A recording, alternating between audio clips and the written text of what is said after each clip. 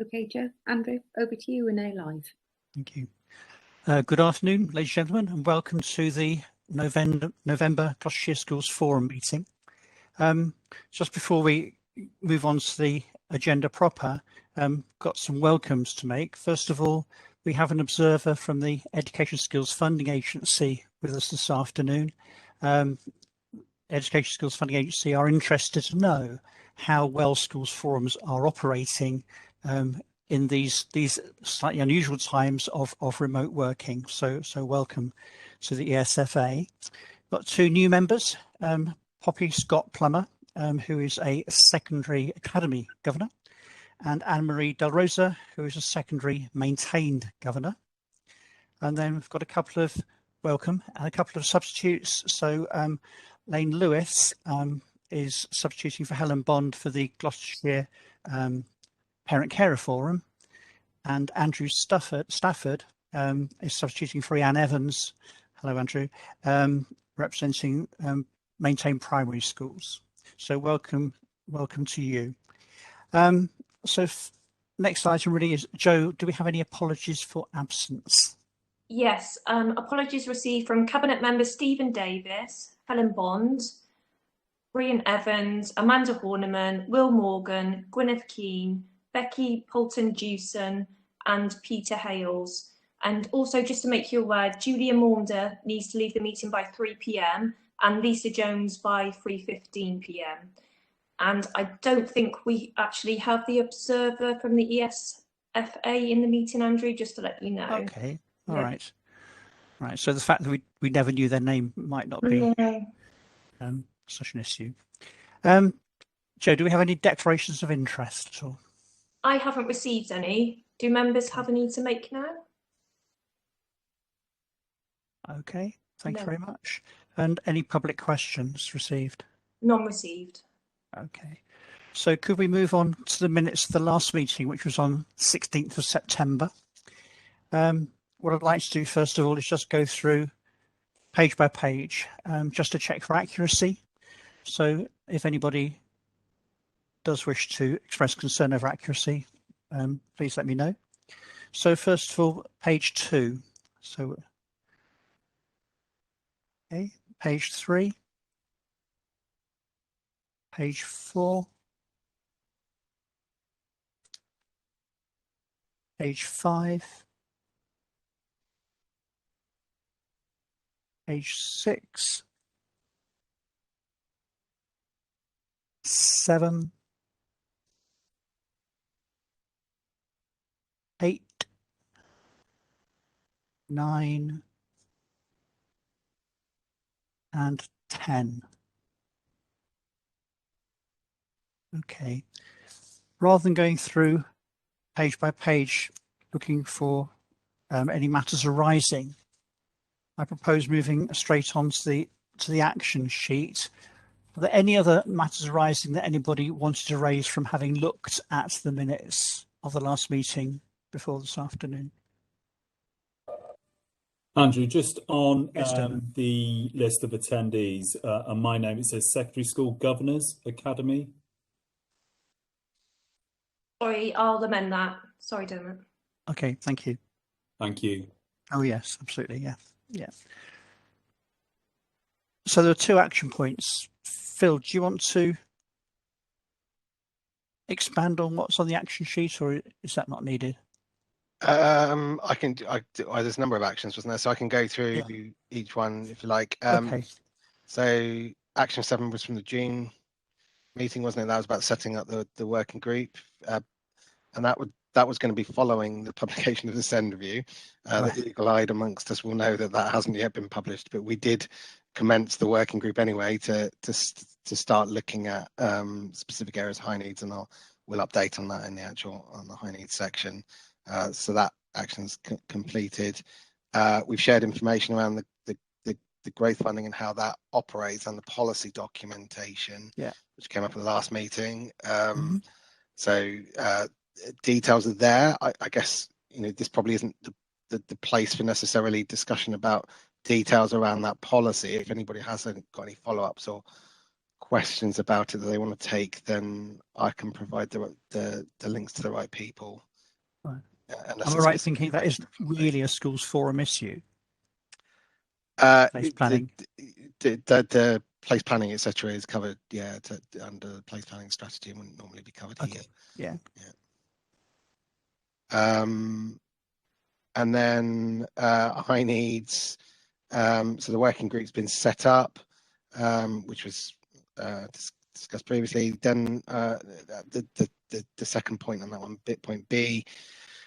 So I've included in the high needs report a detailed breakdown of independent and special school, the budgets, the average costs, etc. So we'll come to that in the report if there's any questions around that or any further explorations needed around that. I think home to school transport, we will bring it, and I will ask them to come to the January meeting. We're not in a position to be able to share details of at the moment, and what I will say now is that is an area that, much like high needs, is under increasing pressure, partly due to the challenges that we've experienced during COVID, but increasingly because of the SEND transport needs. So we'll ask them to come and provide a more detailed breakdown of that at the January meeting, as I said, on the actions there.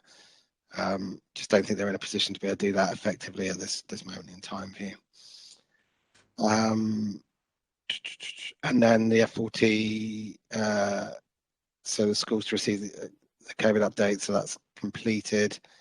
And then the pupil premium. So I've provided a bit of a breakdown and understanding of the kind of the pupil premium and the COVID funding. I guess the key message in that is, not wanting to put a negative spin on it, but the losers in that situation, as you can probably see, the primary schools, a significant loss due to the change in the pupil premium census date, which, you know, when you look at the numbers there, is quite a significant loss compared to the secondary sector. And as such, I guess, and the point was around the kind of balance between the loss of pupil premium funding and the additional funding that we're receiving through COVID recovery. You can see that there's a real impact for primary there over secondary. So yeah, just details on that. Okay. Right. Thank you very much, Phil. Any questions for Phil at all on that? Okay, thank you. So can we move on to the next item? Excuse me. The next item on the agenda then. So can we move on to comprehensive spending review? Phil.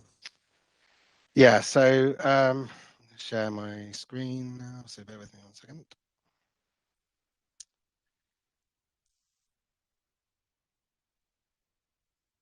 Hopefully members can now see my screen. Yeah. Yeah, good, okay. Yeah, so first up, I thought it would be useful just to give a bit of a summary of the key messages that came out of the spending review from an education perspective, on those areas that touch on education, just to go through some of the kind of headlines, some initial thoughts around it from our side, but also to take a view from members if there were any comments or thoughts or feedback they had at this stage. Obviously, we're still waiting for some more detail in some areas. So broken this down into a couple of sections. So early years and family support. What was announced is effectively showing an additional funding for early years entitlements, 160 million in 22-23, 180 in 23-24, and 170 in 24-25. I have already had questions from the early years team as to how that's going to break down and the impact that will have on the per pupil rates, etc. But we don't have that information as such yet. All we have is that headline figure. All I would say is I think that does feel like it's a good injection. The challenge, obviously, from an early years perspective, one of the key messages that keeps coming back at the moment is around the rise in the national minimum wage, etc., which is going to have an impact on early years. And so we'll I guess when the details of this funding comes through, we'll be looking at it in the context of, how much does this additional funding create compared to the rising costs that they're like to see in terms of staffing. It's also worth noting around the family support, 302 million to fund new programs to support parents, provide a range of different services, and including funding the rollout of family hubs across England, which we are doing in Gloucestershire. So I think that's a big investment and something that has a material impact on a range of different areas, particularly around the SEND and inclusion, the high needs areas, where that wider family and support is an important part of early intervention and support. So there was that. The schools package, so additional 4.7 by 24 billion by 24-25 for the core school budget. That compares to the 2019 spending review of 7.1 billion over 3 years. So what we're talking about is 4.7 over 2 compared to 7.1 over the 3. I have done the maths. What we're talking about is a very, very close alignment, really. There's not much in that at all. So actually, this feels like, whilst we haven't got the details yet, it feels like a package that is intended to continue the increases in the levels of school funding that we've seen over the last 3 years. Talked about that previously. It feels like it's about the right number to be able to do that. In terms of high needs, in that 7.1 previously, there was, as I think members who've been on the forum for a while will know, there was an injection of high needs funding as part of that as well, about 6 million a year for us locally. So the hope is that 4.7 billion will translate to a similar kind of increase in funding that schools have been seeing over the last 3 years, and hopefully a similar increase into high needs. Well, I say hopefully, I mean hopefully more, but that seems a little unlikely. So the overall, that feels like it's kind of keeping things broadly as they have been through the previous funding package. I mean, obviously, the things to consider is that there is a cost of national insurance from the levy that's going to come through, and my understanding from what we've seen is that will be expected to be paid from whatever increases are coming through the funding package. So there isn't additional funding, as I understand it, coming for the national insurance levy, and there is still a commitment, although this was announced in 2016, so it's been a while. There is still a commitment to increase teacher starting salaries to 30,000. I don't think it's clear yet exactly when that is intended to actually initiate. I've not seen anything yet, but it has been on the radar for a while, so it's just something to be cognizant of in terms of potential additional costs that are coming. And like I said, the high needs elements, we're hopeful that our package will include similar levels of additional funding to what we have been receiving for the last 3 years. Post-16 and youth services, there's an additional 1.6 billion for 2024-25 for 16 to 19-year-olds. And so maintaining current funding rates, student numbers grow, and they are expecting student numbers to grow quite significantly, 110,000 in post-16. As a large capital settlement for colleges to support them in the rollout of things like T-levels, etc., and to establish 20 new institutes of technology. And then 560 million new funding for youth services in England over the next 3 years, enough to fund 300 youth clubs, which sounded like it. Wait to see the details on that. It sounded like they're establishing some quite significant youth services through those youth clubs, if that's the funding that's being associated to them. The disadvantaged and vulnerable children and young people, we talked a little bit about the high needs. It's not specific. High needs, it's worth saying, high needs is not specific called out anywhere in the spending review information. So we've assumed that it's covered in that schools funding package. The key focus in the spending review was around capital, 2.6 billion to fund places for children and people with SEND.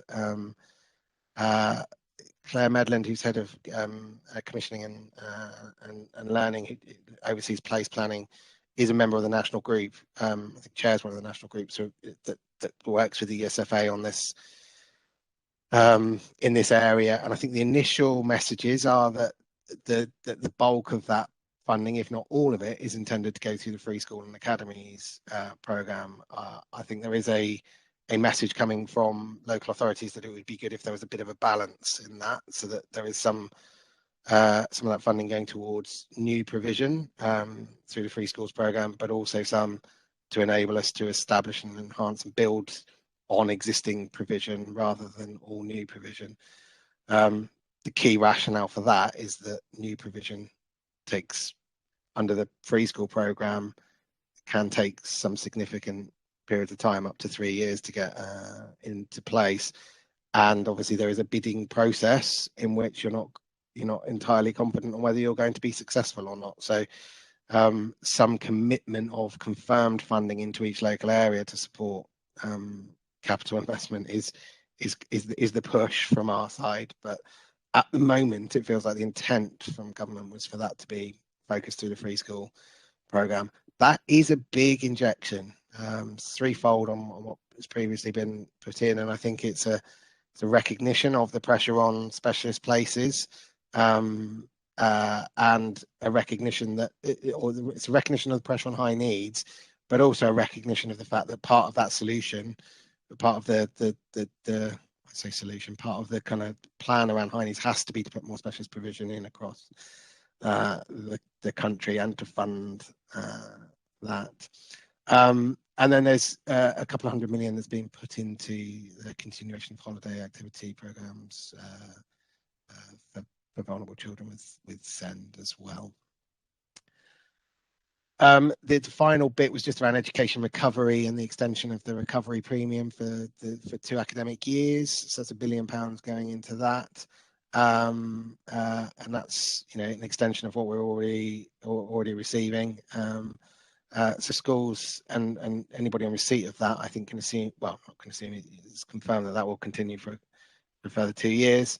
And then 800 million for the 16 to 19-year-olds. The expectation is to fund 40 additional hours for students. So it's a focus on funding additional hours for recovery in the 16 to 19 area. So those were the kind of key headlines that pulled out from CSL from an education perspective. I don't know whether there are any questions, comments, thoughts, or anything that anybody felt I missed, because I'm sure there could be. Sarah. Was just a quick comment, thank you, Andrew, to say I was at a meeting yesterday and asked about the rise in the salary for new teachers, and did we have any idea of when that date might be? And at the meeting I was at yesterday, there was no confirmed date either. It all seems to still be up in the air. Okay, thank you. Phil, can I show my ignorance? I think, can I just ask, what is an Institute of Technology? I don't know, Andrew. I don't know.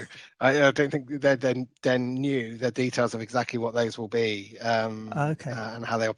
I mean, from what I understood from reading it, it's linked to the introduction of T-levels and the establishment of these for the first time, as I understood it, and not something I've been aware of. So I think it's a focus on technology in that part of the sector and making sure there's a structure for it.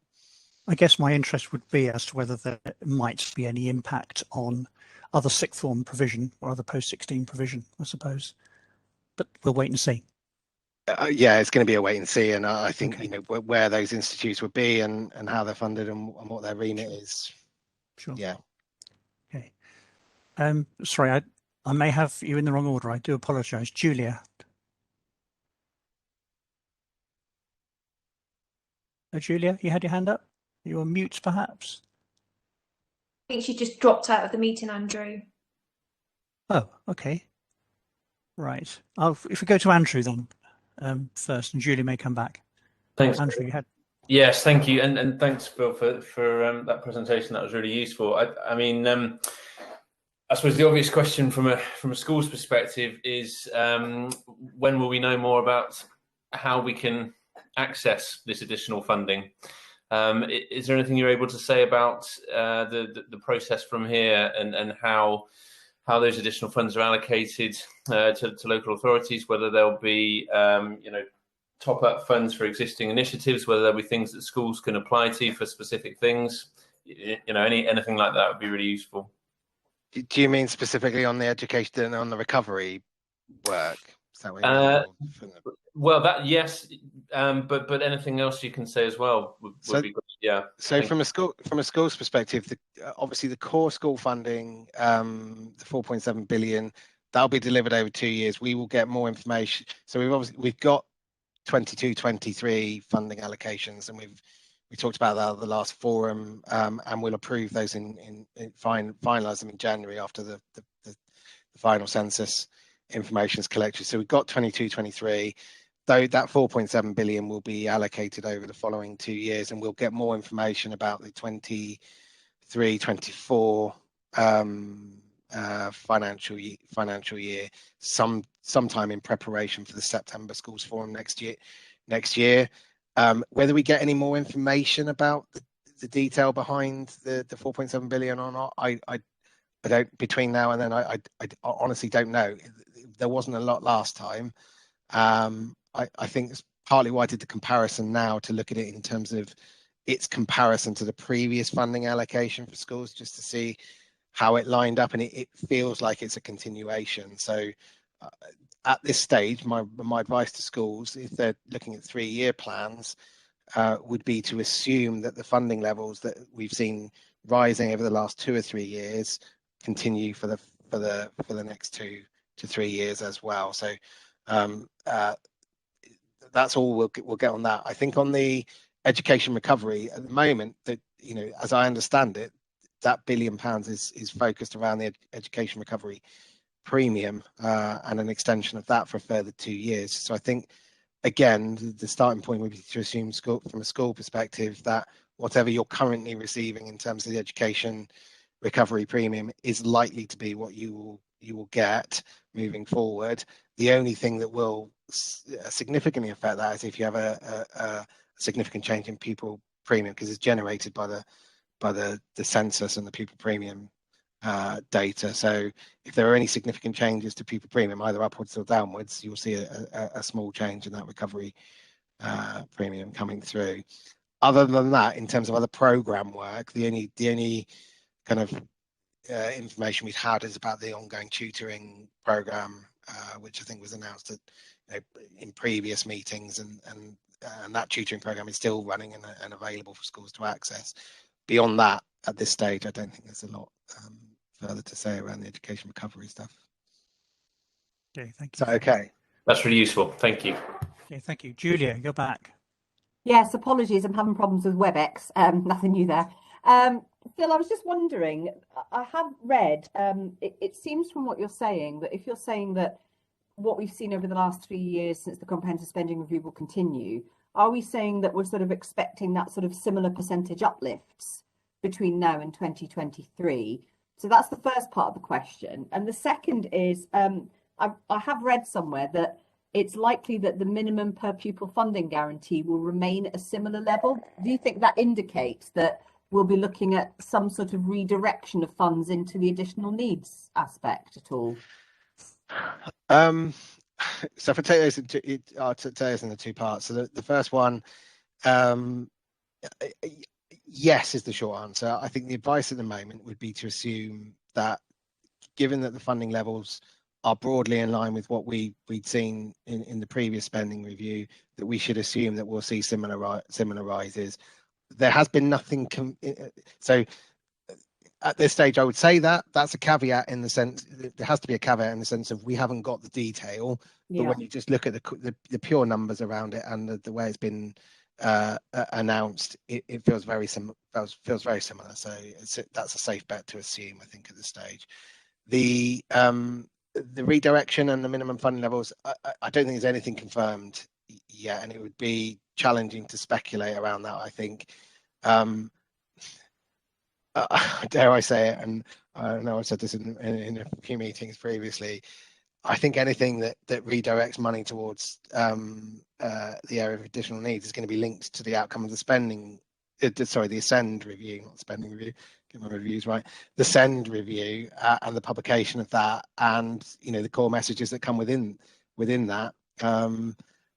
Which if there are changes that are proposed through that, then there may well be an impact on funding and a redirection towards additional needs. But until we see those and have a bit more detail, it's very hard to tell. So I feel uncomfortable saying too much about that area. I feel much more comfortable saying I think you can assume that funding package it should see you seeing similar increases over the next 2 years as you've had from the past 3. That's really helpful, Phil. Thanks. Okay, thanks, Phil. Chris. Yeah, thanks, Phil. Good presentation. Just to give you a little bit of context, I mean, this is a good settlement for us. It's better than I expected, and I do think it relieves some of the obvious and growing pressures across children's services.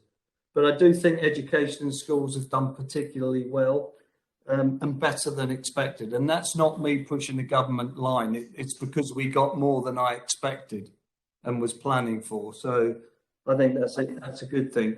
And just to give you some idea, we are 1% of the national population of children. So those figures Phil gave you will interpret locally, give or take a few pounds, shillings and pence, to use old money, into 1% for us. So they're not insignificant amounts of money. Certainly the 2.6 billion for school places was particularly welcome because we are very tight on places for special schools. So we'll see how that manifests locally.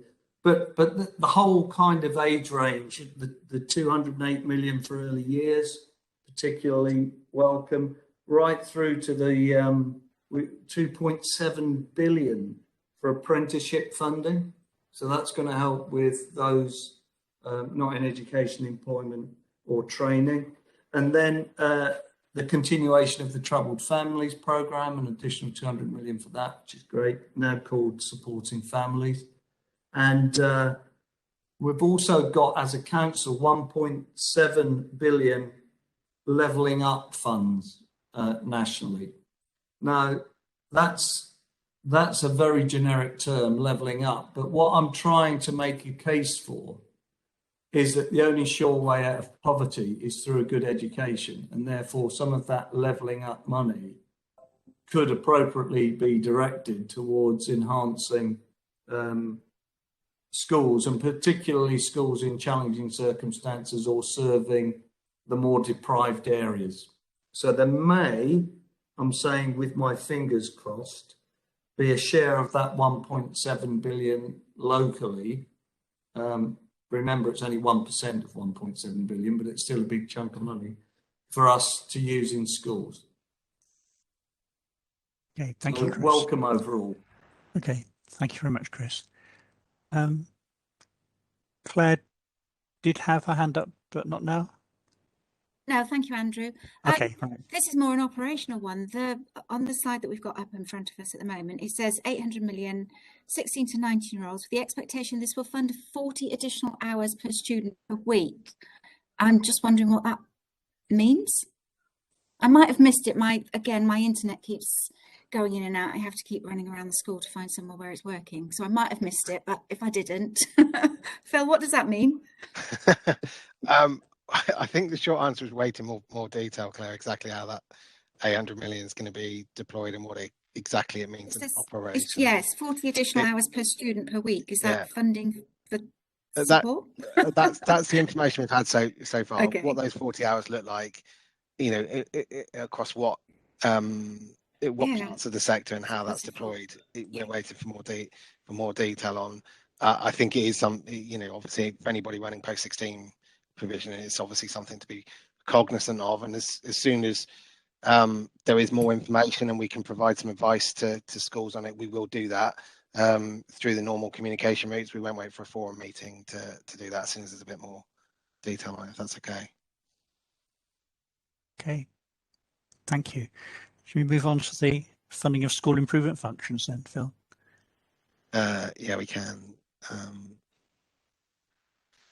So I guess initially a bit of an apology. There wasn't a report on this, but this consultation was launched very close to this meeting. So putting together any detailed information around it to report on it ahead of the meeting was challenging. We did send the link to the consultation document itself in the invite to this meeting. So hopefully people have had a chance to have a look at it.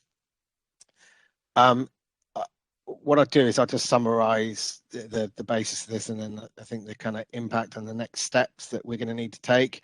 The reason for bringing it to this meeting is I think there is action offline that we all need. I say we all, maintained schools are going to need to take between now and the January forum to make sure that we're squared away on our response to this, but also our response to the outcome of it as well. So basically what they're proposing is the removal of, and I say proposing, I think they're saying they're going to remove the school improvement grant. There isn't a question around whether it's removed or not in the actual consultation. The question is more about the pace of removal. And the school improvement grant comes into the local authority. It supports the running of school improvement services currently for maintained schools, as well as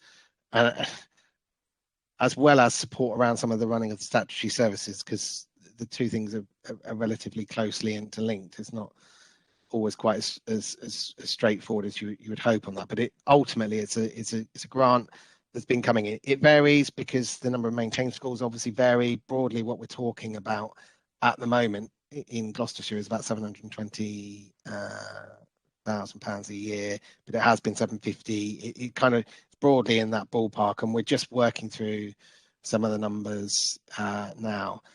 The rationale for removing the grant is that it's there to support local authorities around intervention powers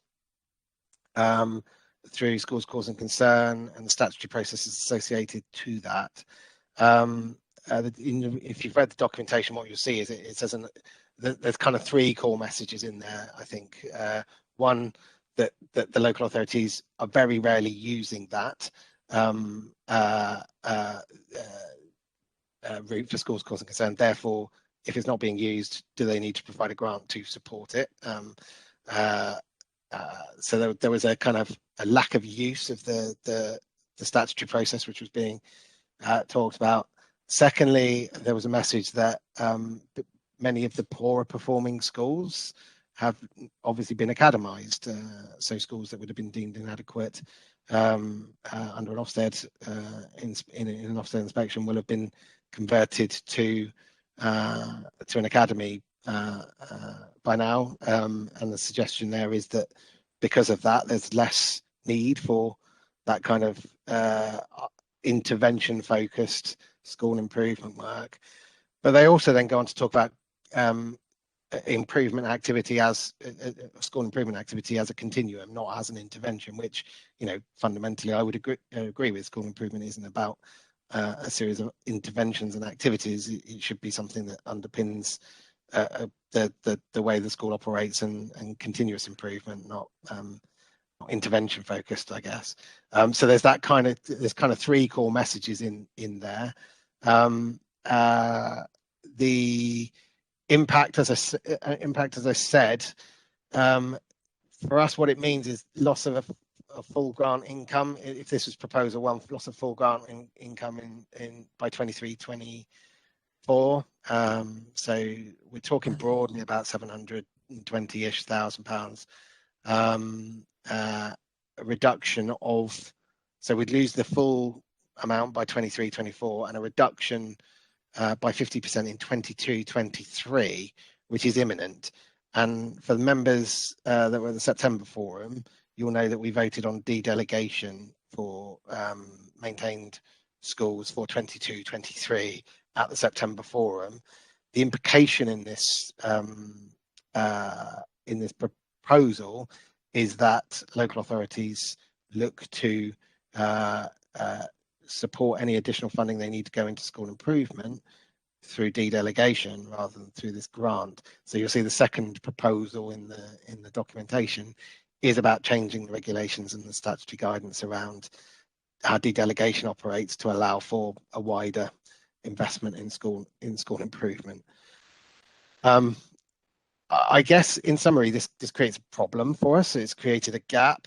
It's likely to create a gap for 22-23. It means that we're going to need to reconsider potentially dedelegation in the January schools forum. But I think the kind of next steps that we considered from our side is a bit more of a detailed assessment from our side on the numbers and the current kind of modelling for that, and what it looks like if we were to do what the proposal is suggesting, which is to dedelegate to support the school improvement work. So what we'll do is kind of model the loss, model the impact, and then look at exactly if we were to spread this across maintained schools, what that would look like if we were to take that approach. And I think what we'd like to do there is to do that in partnership with maintained school reps from the forum. Feels like the right group of people to be part of that conversation. So that can be both heads and governors that represent the maintained schools, so that we can look at this, explore it, understand it, and make some recommendations. Also, obviously, enable a response to the actual consultation itself. Albeit it doesn't feel like this is something that, you know, like I said at the start, the actual consultation itself doesn't give an option for it not to happen. It just the phasing of it. Ultimately, then we come back to the January forum with a kind of recommendation on how we would take this forward. It does feel incredibly uncomfortable. It's very late notice to be removing a grant from 22-23 in this way, and it has come. I don't think, certainly wasn't something that I was aware of. There'd been no kind of suggestion or hint of it. So that kind of, I guess, is the summary of the approach or the consultation itself, and I'll kind of propose next steps. I guess I'd leave it open for comment and question. Before I do, actually, the one thing I would say is that when we've talked about dedelegation in the past, it has been exclusively around primary and in the targeted intervention area. This suggestion would be about this school improvement work in the broader picture would be about maintained schools as a whole, so including AP, special, secondary, etc. as well. So it would include all maintained provisions. So to make that clear now. So comments, questions, thoughts. Anybody has any?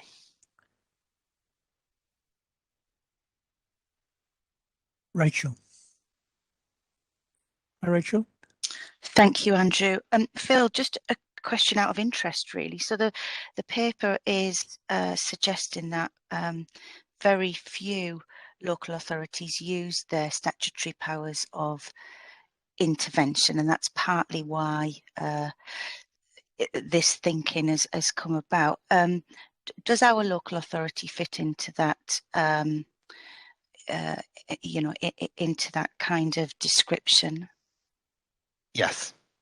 Okay. I think what I would say is that that's because many local authorities would be working really hard not to get into a position where you're looking to enter that kind of schools causing a statutory process around it. So it feels like that is an argument. I understand where they're coming from around it, and the data around it, but I think we would really strongly say that that's because we're really trying to work hard to make sure that we're not getting into that position with schools, because we wouldn't want to be entering into or needing to get into that kind of challenged position of schools causing concern. No, I absolutely agree. It was just a point of kind of do we fit the norm, or are we doing anything differently from anyone else? No, we definitely are in that category. Yeah. Thank you. Okay, thank you, Chris. Thanks, Andrew. Yeah, I put my hand up really to answer that question, but just to underline what Phil is saying, I have used it, powers of direction that sits with the office of the DCS. I've used it very sparingly, and it's always an intervention of last resort because nobody thanks you for formal intervention and removal of delegated powers from governing body, etc. Since I've been here, I have offered that as a potential solution to one governing body who quickly turned tail and decided to follow the advice being offered, rightly so, because it was sound advice. So it's useful to have it up your sleeve, but we don't use it very often, and we don't use it very often because it, in a way, Phil's absolutely right. You wouldn't want to have to use it. You hope to build consensus and work with schools and governing bodies to avoid that. And just more generally about this paper, or the consultation, I found it really disappointing because it isn't really a consultation. It's central government pulling levers to say that we want all schools and all standalone academies to join multi-academy trusts by 2025. And this is one lever they can pull to kind of bring about that outcome. Clearly there are some very good MACs and MACs that intervene effectively to support other schools, but so too are there very effective local authority schools and diocesan schools that do just that. But it's really designed to bring about a landscape that's in keeping with government policy. And call me cynical, but that's the truth of it. So it's not really a consultation at all. And it does mean that it would be incredibly difficult to maintain a school improvement service at the local authority to support schools. I couldn't go to members and say central government has just removed the grant, and would you replace it, please? Because we are a Conservative administration. So, but that wouldn't be seen as a good thing to do if central government are removing a grant just for us to replace it locally with base grant. It just won't happen.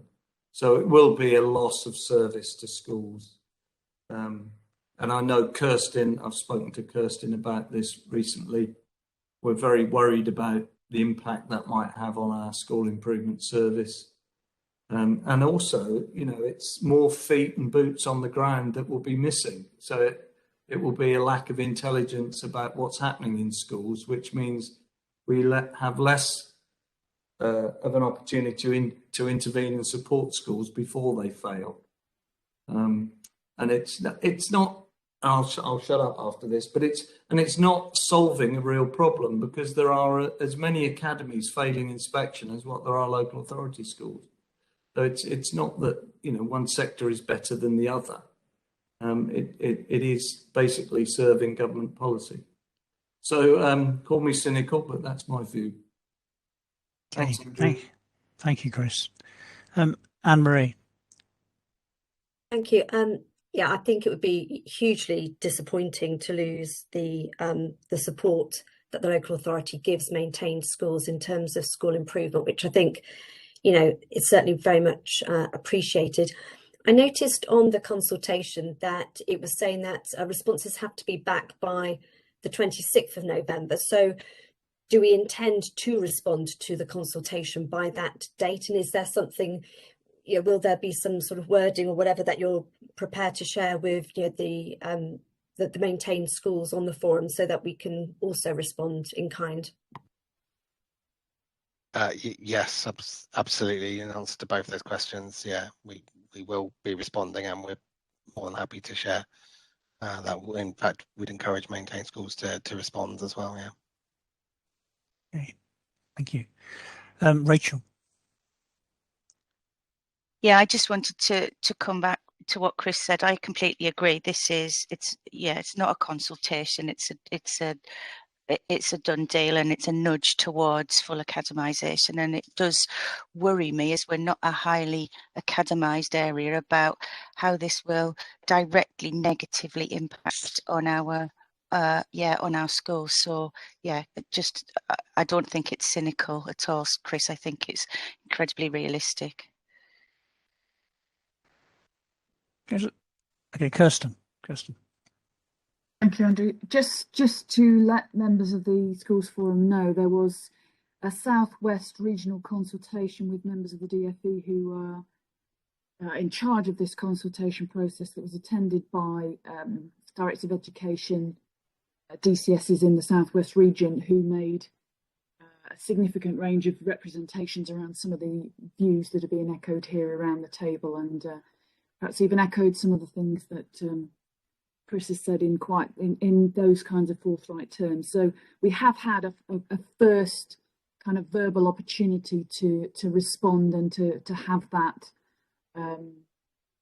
those concerns registered, if you like, as part of the consultation process. And I understand that same group of individuals are sort of touring the different regional areas to take that feedback. But Phil's absolutely right. It's not about if, it's about when and at what rate. So yes, just to echo Phil's point about a local authority response, that is in train and we're working on it presently. Okay, thank you, Kirsten. Sarah. I'm sure that many of you will be aware, and this is a slight tangent to the conversation, but there was a move in Swindon, which unions were quite heavily involved in turning or forcing all local authority schools to become academies, and that's in the last few weeks.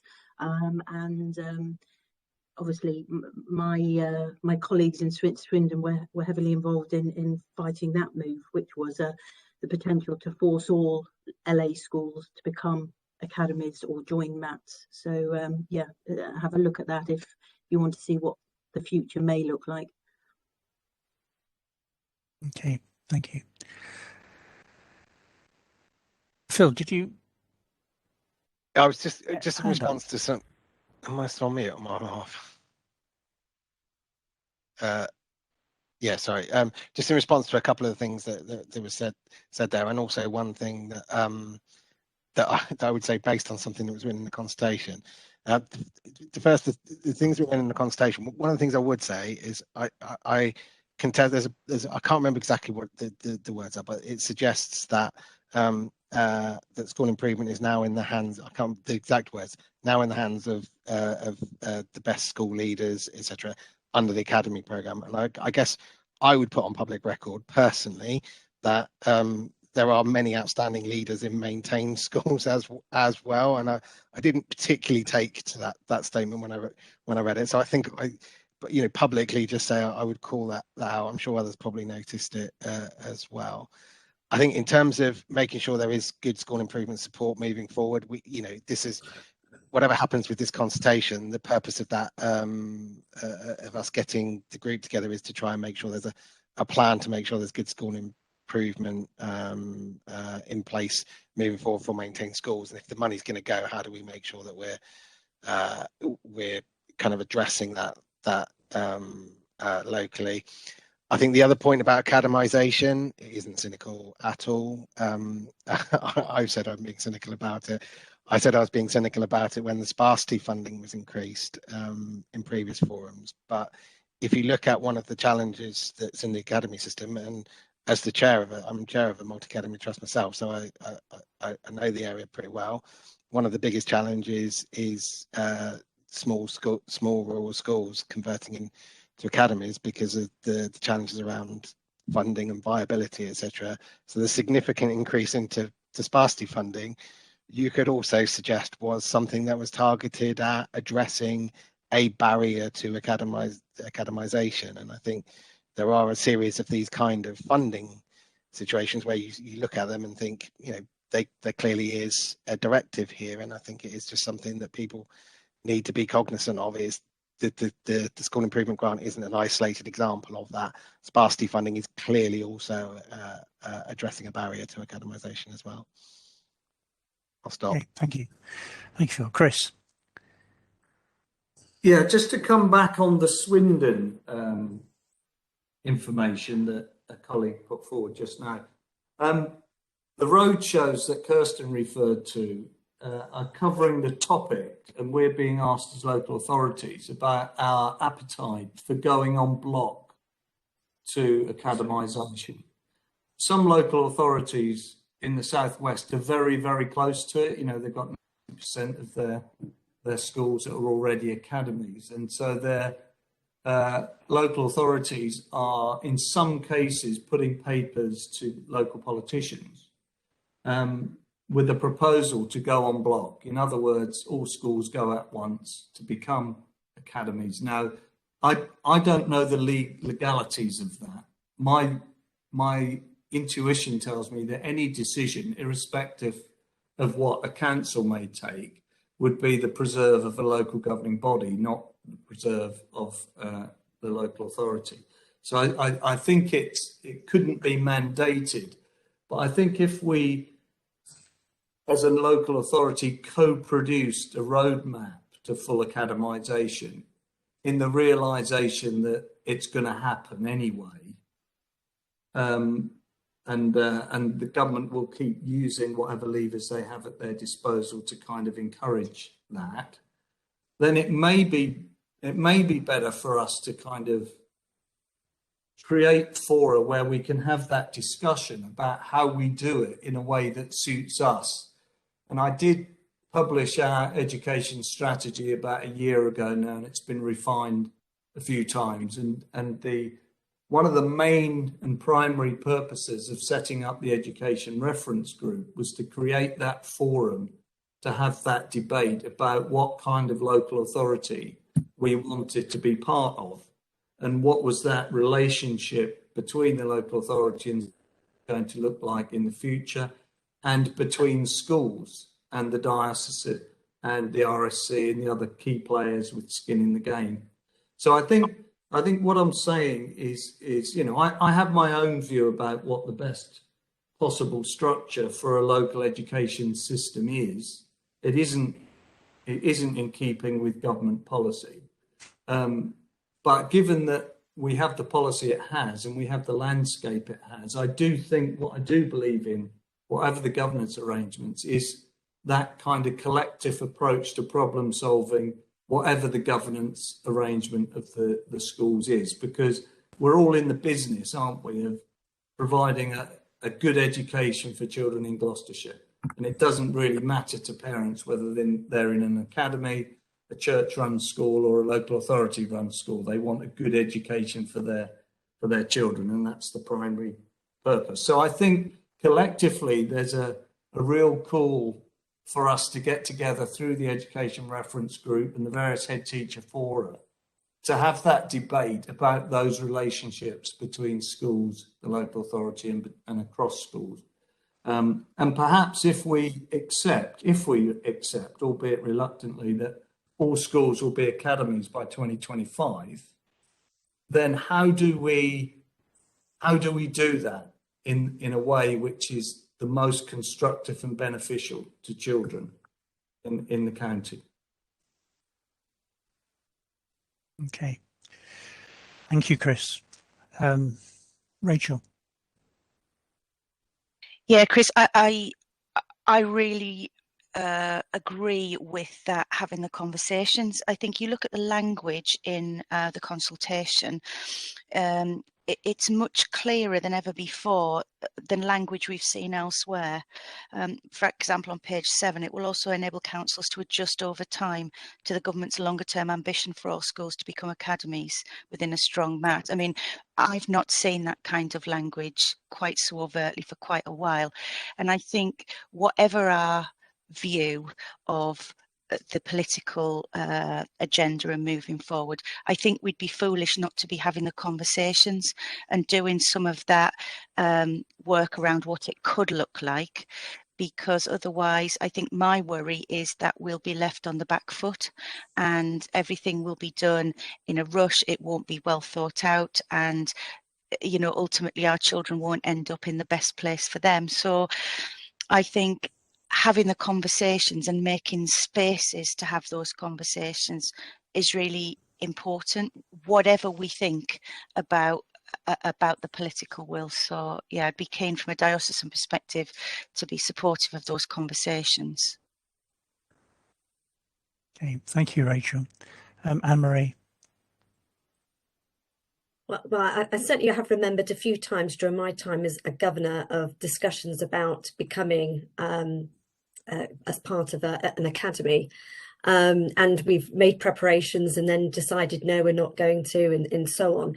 So I think the conversation is good. I think it would be great, if there is that conversation, to ensure that, governing bodies or chairs of governors are involved in that as well, not just head teachers, because there are certainly some schools out there where I think parents probably do feel quite strongly about whether they are academies or not. I agree that it's best to have the best education for our children, but there are certainly some that would sway one way or the other on that one. But yes, if to start the conversation, I think would be good, and be masters of our own destiny. Thank you. I mean, I guess there's a massive difference between now and 2010, 2011, when schools could become academies, but essentially carry on in much the same way as they always had, standalone academies. And now having to join a MAT means that, much has just been said, to remain a master of your own destiny is that little bit more difficult, and perhaps a little bit more unattractive in actual fact. So quite how they would force all schools to be academies by 2025, as Chris has said, is quite difficult to picture. Okay. Anything else on that? Okay, thank you very much. Phil, I think we're on to high needs. Yeah, we are. That went down a bit bigger route down academisation than I was necessarily expecting, but helpful. I think just to tail that one off, just worth considering in all of this, there needs to be a really clear view somewhere about, as you mentioned, standalone academies. There's heads of standalone academies here that don't fall into currently a MAT or currently a maintained school, and I've not seen anything that addresses that issue either. Anyway, I won't take us back down it, but just find a point on that. So high needs. I've included a detailed report of where we are for 21-22 in the pack. You can see that we are still moving away from the original planned budget, which for this year is disappointing. I think I've been consistently saying we're trying to get to a point where we're setting a deficit budget at the start of the year, or budget that's realistic and that we can see that we're going to hit. We started out at 3.5 at the start of the year, for those that remember, as a deficit. And it's the high needs unallocated line that we're looking at specifically. That started out 3.5. We adjusted that to 4 because there were a couple of significant changes in import-export and actually an error in one of the models. So realistically, our position at the start of the year was 4, and we're now looking at 5, just over 5 million as the in-year deficit position. I guess the key movements in the year. I mean, so we have got movements in primary and secondary, but those are, we did agree 2% increase. So when we kind of see this movement from 4 to 5 at the moment, we have to remember that we've agreed that there was an additional £500,000 that put into top ups to support that. We have offset some of that by releasing some expenditure that might have gone out into the external alternative provision budget. But ultimately, the key changes in primary and secondary, that 231, 204, that is really about the top up funding changing. The big swing, as you can see, is post 16. And that is, I guess, a concern, and I guess a concern for me, and it's a concern because it's flowing through the system. I included in the report itself this overview, and this is from the funding side actually. So this is the funding, the finance team reporting exactly on the current profile of funding going into EHCPs and the year groups in which they're currently in. I guess there are some spikes, and what you can see is that rise in primary, which we've been aware of for quite some time. That rise in primary is above what you see in above what's currently in secondary. So we're going to see potentially that primary rise flow through the system. But also what we're starting to see, I guess, here is that at year 11 and year 10 is the flow through of the continual increase in EHCPs starting to hit post 16. One of the things I mentioned in the report is some work we're doing around the 5-year financial modelling. So Chris Hemingway, who's actually on this call as an officer, has been working specifically on high needs for a little while now. And what we've been looking to do is take the component budgets. So there are a number of budgets that support high needs at the moment. The maintained school, top up, special school budgets, independent school budgets, etc. And the modelling that supports those, and integrate them into a kind of comprehensive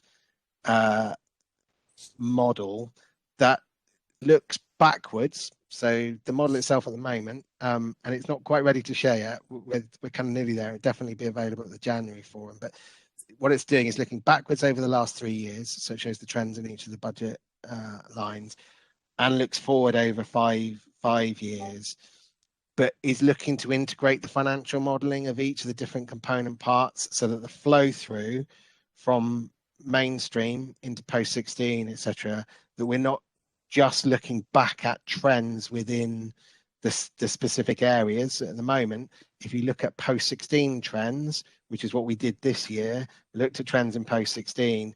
Actually, what it didn't take account was the rise in year 11 or in the mainstream would affect that trend going into post 16. So the intention behind the modelling is to have a comprehensive model that brings all the different components together and tries to, and it, because this is needs led, it is very difficult. It is very difficult to be, it's an art, not a science. It's never going to be 100%, but I do think the improvement that we'll get from that in terms of being able to forecast and plan the budget for next year should significantly improve the situation in terms of our ability to forecast it accurately for the next financial year. So that work's taking place. Alongside that, the intention is that is enabling us to be able to complete the DFE template. So we're using the DFE template, the recovery template, as a basis for that. So it will effectively feed all the things that need to be done if and when the DFE decide they want to come and talk to us about the current position on our recovery plans. One of the questions that will come up in that, and I guess an aim potentially for us to delve into more detail in the working group, which again I mentioned in the report, would be to start to look at this model, use this model to start to look at what happens if we see changes in the rates of education, health and care plans coming through the system. What we have seen, and I again reported in the report, and you'll see the table in there, is since September a significant rise in terms of the previous year, the number of education, health and care plans that are coming through the system and requests for EHCPs. So we're starting to see a change in the trend, which I mentioned at the last meeting. Using that 5-year modelling, do we want to make as a forum? Where do we see the landscape? Utilising intelligence that's in schools. What do we see as the kind of right assumption for the need? The rising level of need over the next 3 to 5 years, and what numbers should we be using? In essence, to date, we've been in the kind of 350 net increase of EHCPs. Now we're looking at, if we were to take the current position, we'd be looking at something like 400 net increase, and that is a significant financial impact if we were to make those assumptions. But the benefit of the modelling means that we can actually start to look at what is the impact of that additional of making that assumption. If we do see 400 a year, what is the impact of that, not just over the course of 12 months, but over a 5-year plan. So there's a lot of kind of work going on around trying to get that modelling right. In terms of this, one of the things I wanted to say specifically about this chart is, there's a focus on working with Amanda Henderson, who heads up the SEN area, to look at that post-16 transition. One of the things we need to be really cognizant of is as children and young people come through that through the transition points, that the annual reviews and the process that needs to take place, the support that needs to take place for the transition is right, and that any plans that should be being ceased or reduced, as many should be, as we're starting to see progress through into post-16, that those things actually happen. And that sounds like a straightforward thing, but the casework, the EHCP, the SEND casework team, currently, because of these volumes, are under huge amounts of pressure to be able to deliver annual reviews on time, as I guess school members and others will know. So I guess the picture at the moment is one where broadly at 5 million we'll be in a very similar position, and I guess my concern is this might move again a little bit at the January forum. I'm not expecting a major movement, but it could well move a little bit again at the January forum. It broadly puts us in line with where we were last year. We were expecting this year to see an improvement in our in-year position. This broadly means we're treading water, if you like. It's a kind of similar position to the previous year. I would say, and I guess would be maybe the words that would come after that, but I do think, given the changes in the trends and the pressures on the system, actually that's not, I'm not saying it's a great position, but actually it's as good, I think, at this moment in time, given the pressures on the system, as I could expect from this SEND team. And when you compare it, I did include some of the information again in the reporting. There are local authorities reporting horrific numbers this year. Hampshire's was the one I specifically called out, and I'm not putting them in a particular position. They're not isolated by any stretch, so don't think I'm just having talking about them. But their in-year position was north of £22 million in the year, and they are one of the largest local authorities in the country. So that is, if you take that proportionally, but a 22 plus million pound in-year deficit on this is a real challenge, as you can well imagine. So it still feels to me like we're in a place where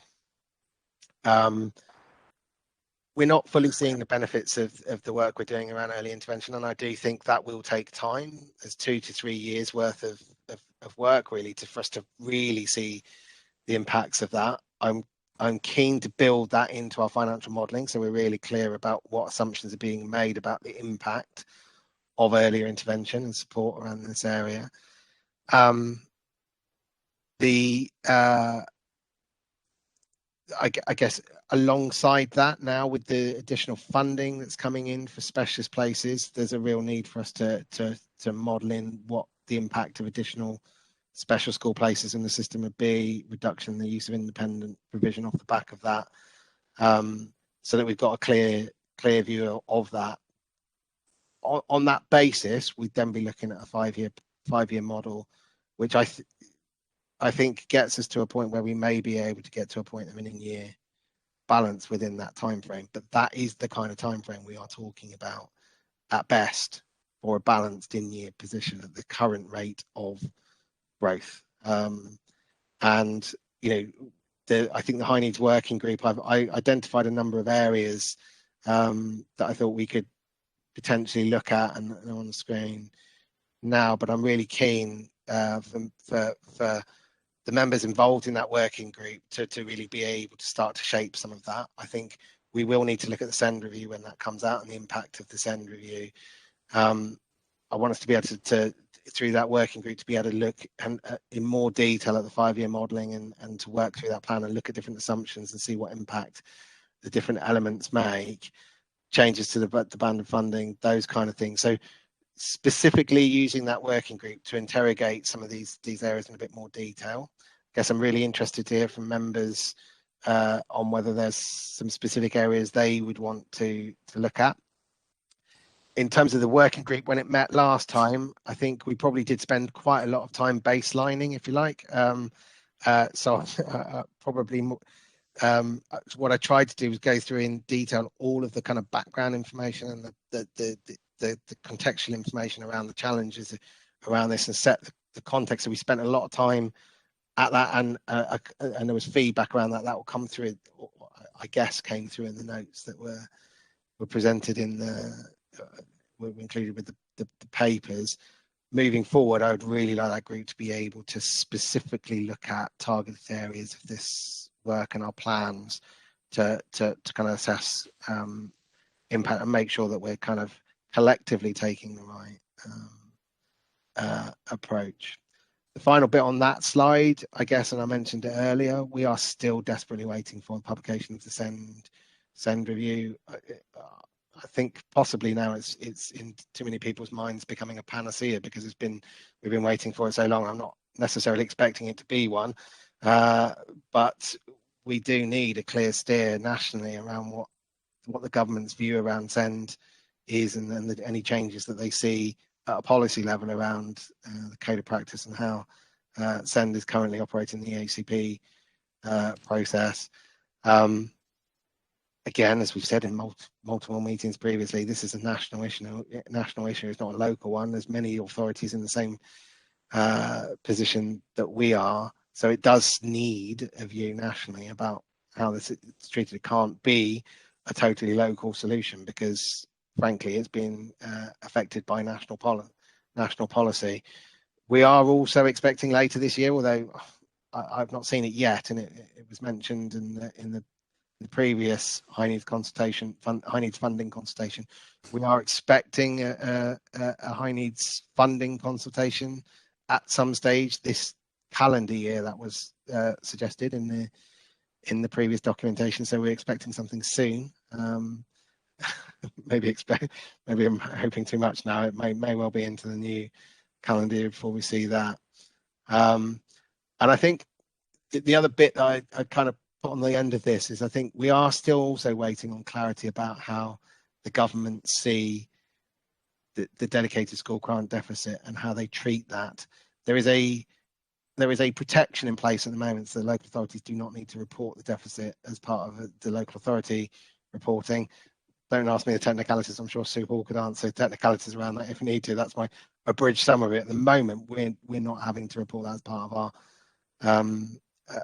as a local authority deficit, but that protection runs out in the not too distant future, and there are a number of organisations, the ADCS, the Society of County Treasurers, who are really pushing the government to make a decision around the treatment of those deficits moving forward, because the dedicated schools grant is local authority operated through the schools forum, but it is effectively a central government grant, and at the moment it would seem that in individual conversations with local authorities in terms of their deficit position and their recovery, there seems to be an individualized approach to how deficits are being treated and agreements being reached between the DfE, ESFA and the local authority, and that doesn't really feel like it's treating the problem as the national problem that it is.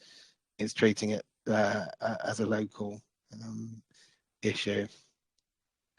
So that's kind of my summary of what was in the papers. I did also, I should also say, I included, as was asked in the last meeting, a bit more detail around the way that independent school and SEN funding it operates and the budgets within them. I kind of tried to give you as much detail as I could, and average costs and the total budgets and how they break down. So I guess if there's any questions about that, be really interested. I'm happy to respond to those, or in the round about where we are around high needs as a whole. And I'm going to stop sharing my screen now so that I can see people.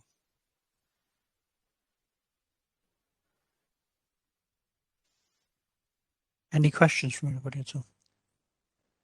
Or comments?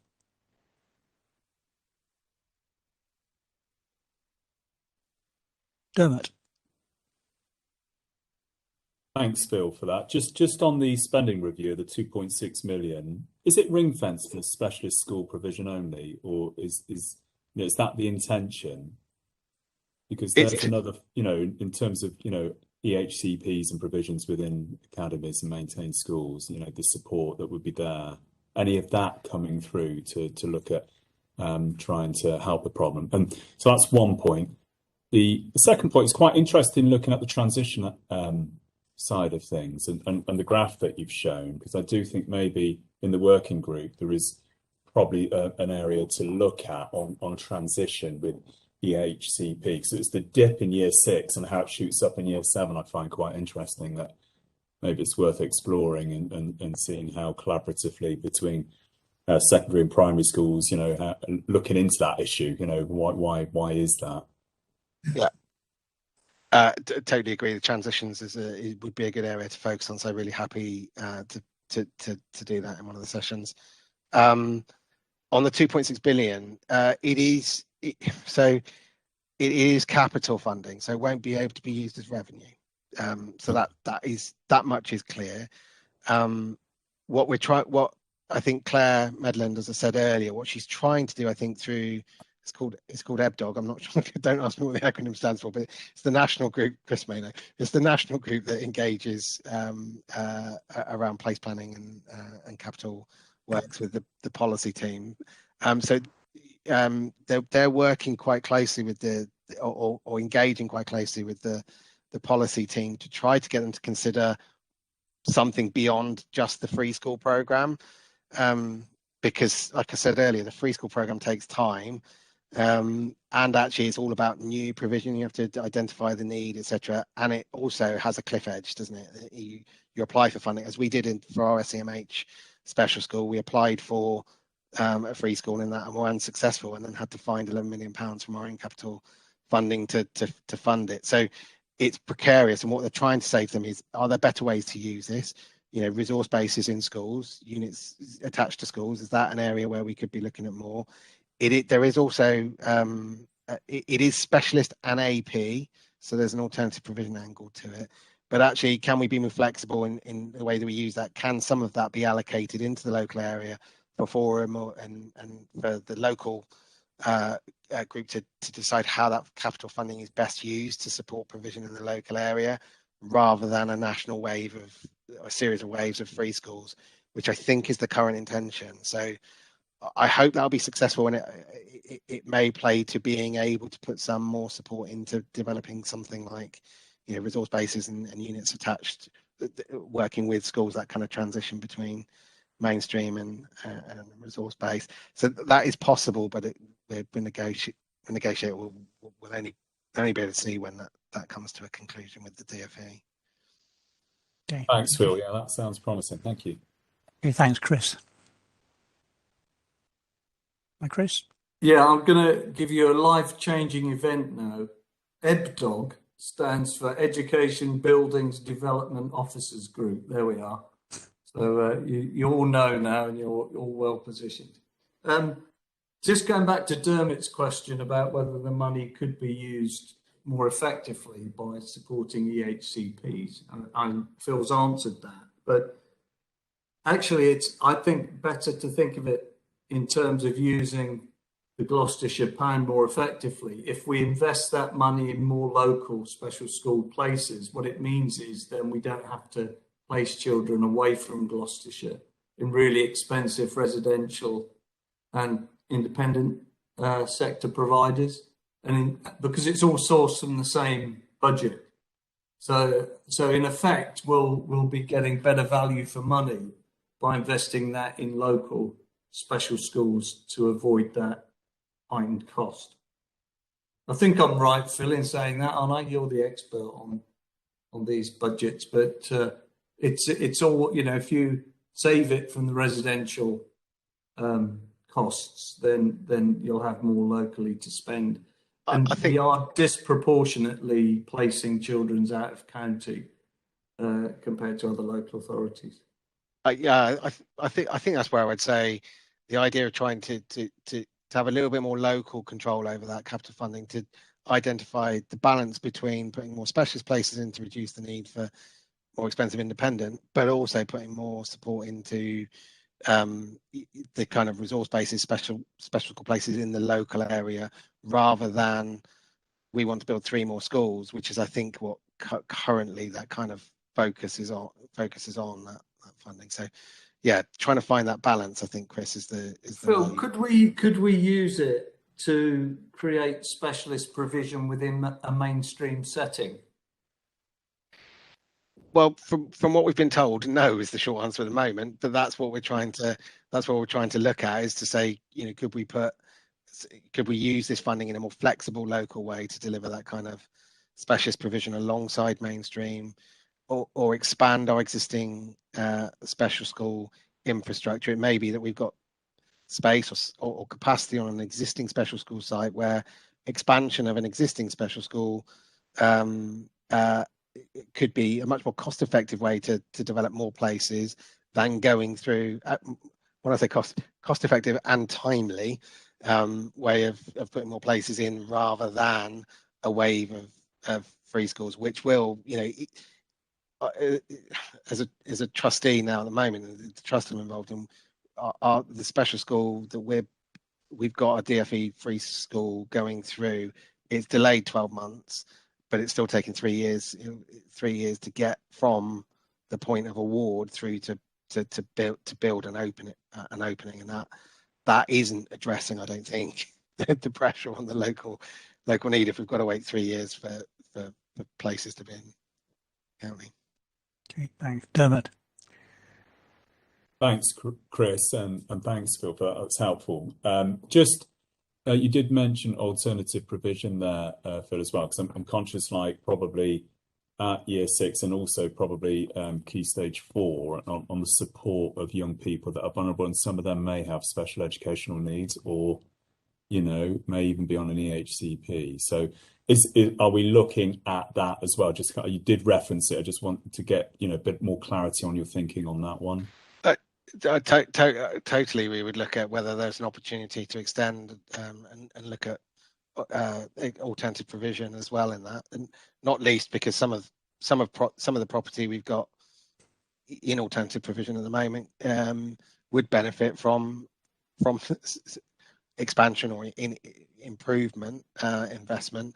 But yeah, we can look at the way that's used. I think until we get guidance really clearly from DFE about how we're able to access that funding, it's difficult at this moment to say too much. I guess the reality is if they do insist it goes through the free school program, what we will end up with is a discussion locally about what applications we feel we're able to make into the free school program, and in partnership with mainstream, special schools, AP, what should that look like for the county? And if we were broadly taking a 1% view, which Chris mentioned earlier, 2.6 billion translates to a good amount of money locally for us to be able to do something really effectively with. So we're really hopeful that there's going to be an opportunity for us to have more local control over that, rather than needing to go through wave. And until we know, I think it's very hard for us to comment on exactly how we'd be able to approach it. Thank you. Okay, Phil, can I just ask about the mainstream EHCP profile? And this follows on a little bit from something Dermot said. Yeah. So that graph shows the costs of the EHCPs which are actually in place in each year group. Yeah. Right. So, and certainly my secondary experience tells me that once children are on EHCPs, it's quite rare they come off. That's my experience too. Yeah. So if that's the case, then do you have any sight on why there is that massive dip for Year 6? Because that in that case, that isn't a transition issue as such. It's kind of weird, isn't it? Or do you have an explanation for that dip in year 6?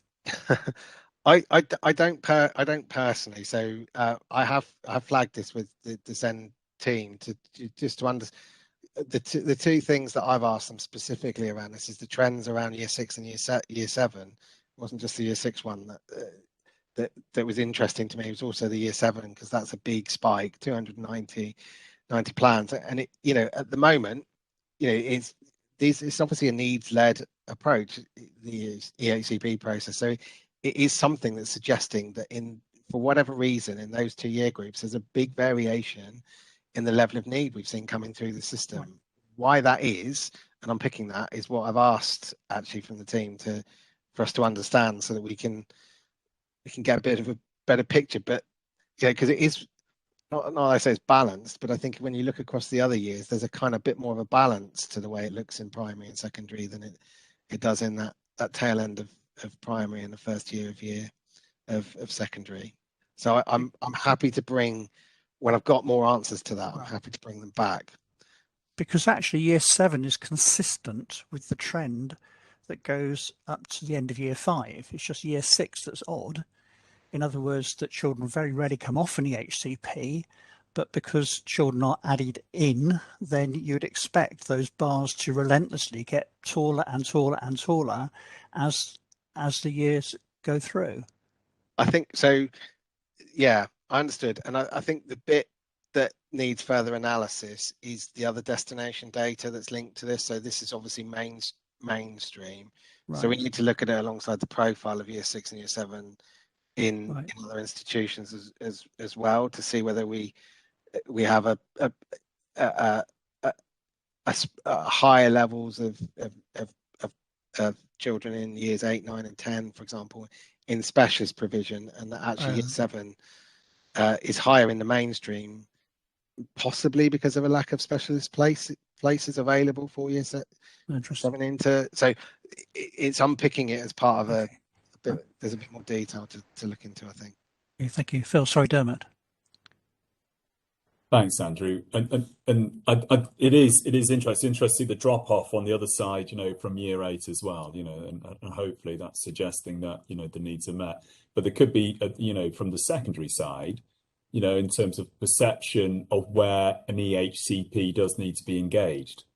And it is a transitional thing for me, because it's making sure that we've got that smooth, you know, continuity, you know, for anybody that's vulnerable with a learning need. So it's great to hear that unpicking that, as you've said, Phil, is that work's been done, because it'd be interesting to see, you know, what comes out of that. Really interesting. Yeah, and so Dermot, if that is the case, that is exactly where changes to the funding system for me are really important.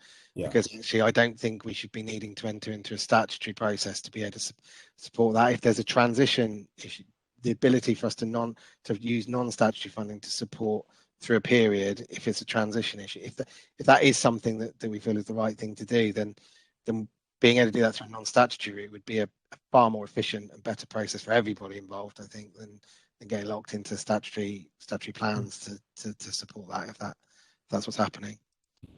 Okay, thank you, Chris. Yeah, it's a really interesting one, isn't it? I mean, first of all, the graph, if I understand it correctly, isn't a graph that shows a cumulative effect. It's the initiation of an EHCP and where that occurs. So you wouldn't expect the bars to get higher and higher in a uniform way. What you would expect to see is EHCPs being initiated at the point of greatest concern about a child and whether they're able to cope in a particular setting. That's the first thing. And I think that is why we see quite a high number in year 5. This is my own theory, if you like. And then it drops in year 6, because I think subconsciously our primary colleagues are thinking, well, they'll be moving soon. And so they're more focused on years 4 and 5 than on 6, because 6 will be moving on. Then what happens is a bit of a bounce back, because you get an organisational impact. A primary school is a very different organisation from a secondary school. And children have to learn to cope with a bigger building, negotiating their way around, and a whole set of teachers instead of a single year 6 class teacher, or even if it's job share, just 2. So I think a child lands in year 6 in a secondary school, which is a very different context. And secondary schools think, wow, this child's not coping with this institution as well as we would like them to. And so that's a heightened point of anxiety. So I think that bounce back you see is explained by that proposition. I could be wrong, but and I don't think it's deliberate. I'm certainly not saying that primary schools aren't concerned about transition, because they are. They talk about it all the time. But I think in terms of getting that process done and complete before transition, there may be different priorities, i.e. years 4 and 5. But shoot me down, primary colleagues too. It's just a theory, but I think that for me explains it pretty well.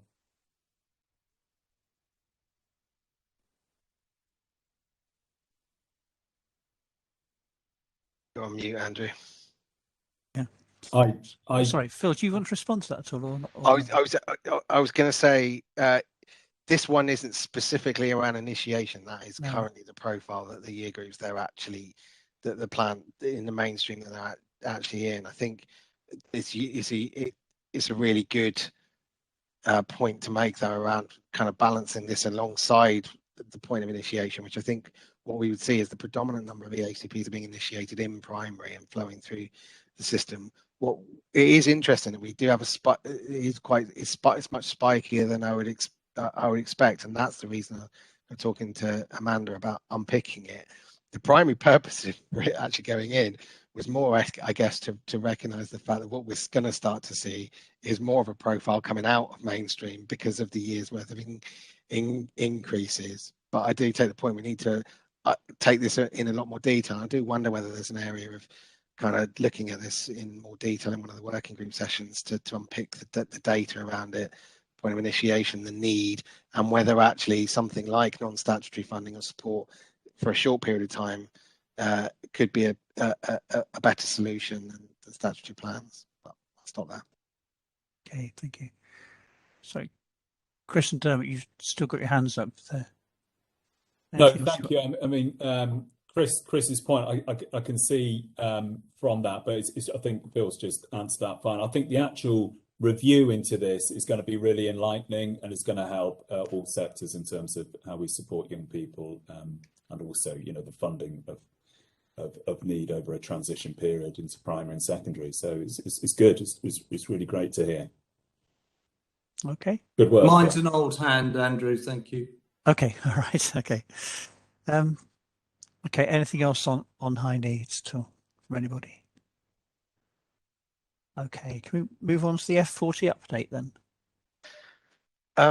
So it's only a very brief one, actually. So the F40, the executive group met recently and is meeting again shortly just to finalise his view of a campaign and its kind of core messaging this kind of year and for the coming three years, I think. The kind of core focus, I think, what we'll say is they have F40 is always going to kind of continue to focus on the equity of the national school funding formula, and the funding issue is a core priority. That is one area where they will continue to focus. What we will see, I think, from them this year is a focus on the high needs elements, unpicking that and trying to get a little bit more engagement with the funding policy team around the kind of plans around high needs and the impact of a send review when that comes. So their kind of core priorities are going to be around the funding formula that will retain, and then high needs. As soon as that comes through as a kind of published document, I'll share it. But other than that, there's nothing further to update. And on COVID, I kind of updated on the recovery stuff earlier, so I don't think there's much more on this at this stage, Andrew. Okay, thank you very much. Any comments on that at all from everybody?